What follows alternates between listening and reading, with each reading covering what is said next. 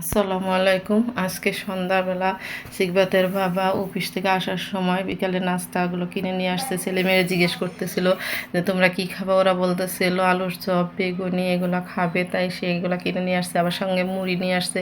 Mobile করছে যে বিকালে সে মুড়ি ভর্তা খাবে আইসা, তাই আমি শসা তারপরে পেঁয়াজ কাঁচামরিচগুলো কেটে রাখছি। এখন এগুলো বের করতেছি কি কি নিয়ে আসছে, তাই বের করে দেখতেছি। নিয়ে আসছে পেঁয়াজও, পুরি, তারপরে আলুর চপ, ডিমের চপ, তারপরে নিয়ে আসছে বুট, ছোলা বুট নিয়ে আসছে। এগুলো এখন আমি ঢেলে নিলাম। এখন নিয়ে এখন দিব সিকবাতের বাবা মুড়ি মাখিয়ে নিবে। এদিকে আমার ছেলে মেয়েও বসে আছে। আমার ছেলে একটু শশা খাচ্ছে, আবার এখানে মুড়ি নিয়ে যাচ্ছি। মুড়িগুলো আমার চালা হয় না, তাই আবার নিয়ে যাচ্তেছি যে মুড়িগুলো চেলে নিয়ে আসি।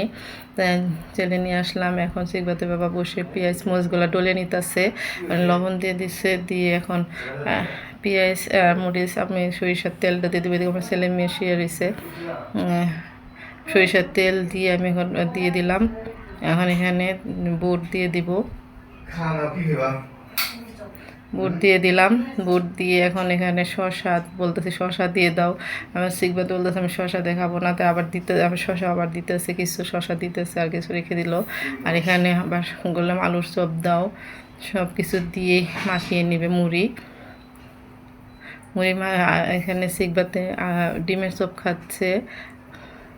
এটা মাখানো হয়ে গেছে, আর মুড়ি দিতেছে ওর বাবা। সব কিছু একত্রিত মাখিয়ে নিল।